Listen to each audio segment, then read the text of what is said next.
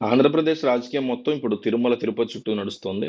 లడ్డూ వివాదం, రాజకీయ వివాదం, డిక్లరేషన్ వివాదంగా మారి, ఈరోజు ఆంధ్రప్రదేశ్ మాజీ ముఖ్యమంత్రి వైఎస్ జగన్మోహన్ రెడ్డి తిరుపతికి వెళ్లకుండా ఎందుకు వెళ్ళలేకపోతున్నాను అంటూ ఒక ప్రెస్ మీట్ పెట్టడం జరిగింది. అందులో ఆయన తన మతానికి సంబంధించి డిక్లరేషన్ ఇమ్మని అడుగుతున్నారని, తాను మానవత్వం అనేటువంటి మతానికి సంబంధించిన వ్యక్తినని, 4 గోడల మధ్య తాను బైబిల్ చదువుతానని బయటకొచ్చినప్పుడు హిందువుల యొక్క కస్టమ్స్‌ని, రిచువల్స్‌ని పాటిస్తానని, అట్లాగే ముస్లిమ్స్ యొక్క కస్టమ్స్, రిచువల్స్ పాటిస్తానని, తన యొక్క మతం మానవత్వం అంటూ వైఎస్ జగన్మోహన్ రెడ్డి చాలా ఓపెన్‌గా ఒక ప్రెస్ మీట్ పెట్టి చెప్పడం జరిగింది.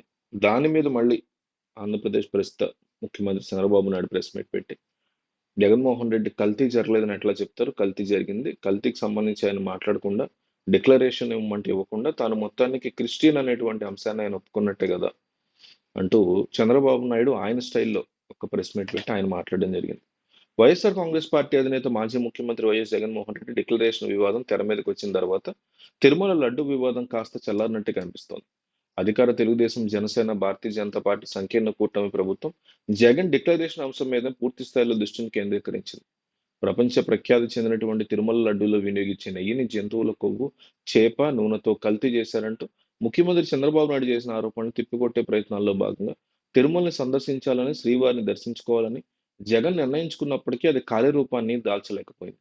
చంద్రబాబు చేసినటువంటి పాపాన్ని ప్రక్షాళన చేయడానికి రాష్ట్ర వ్యాప్తంగా ఆలయాల్లో శనివారం నాటి పూజల్లో పాల్గొనాలని జగన్మోహన్ రెడ్డి పార్టీ క్యాడర్కు సూచించారు.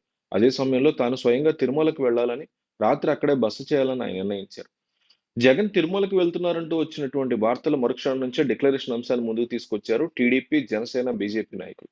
బీజేపీ రాష్ట్ర శాఖ అధ్యక్షులు దగ్గుబాటి పురంధేశ్వరి, ఆ పార్టీ శాసనసభ్యుడు సుజనా చౌదరి, సీనియర్ నాయకుడు భానుప్రకాష్ రెడ్డి, జనసేన, టీడీపీకి చెందిన పలువురు నేతలు తిరుమలలో జగన్ డిక్లరేషన్ ఇవ్వాలని పట్టుబట్టారు.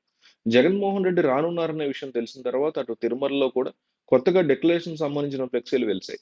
టీటీడీ అధికారులు తిరుమలలో పలు ప్రాంతాల్లో వాటిని ఏర్పాటు చేశారు. హైందవేతరుల ఆలయాల ప్రవేశానికి సంబంధించిన పూర్తి వివరాలతో కూడినటువంటి ఫ్లెక్సీల్ని ఒకటి ఏర్పాటు చేశారు.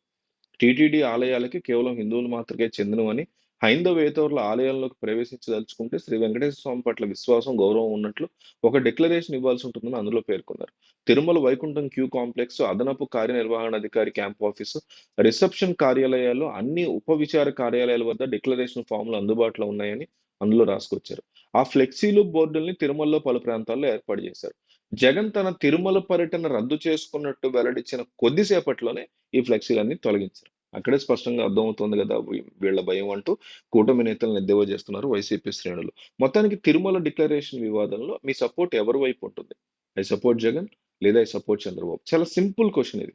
రాష్ట్రంలో ఉన్న ప్రతి ఒక్కళ్ళు, ఈ వీడియో చూసే ప్రతి ఒక్కళ్ళు ఆన్సర్ చేయాలి. ఎందుకంటే జనం ఎవరి వైపు ఉన్నారు అనేది నాయకులకు తెలియాలి. ఈ వీడియో చూస్తారు అనేక పార్టీ వాళ్ళు. కాబట్టి వాళ్ళందరికీ జనం ఎటువైపు ఉన్నారో తెలియాలి. ఐ సపోర్ట్ జగన్ లేదా ఐ సపోర్ట్ చంద్రబాబు అని కామెంట్ చేయండి.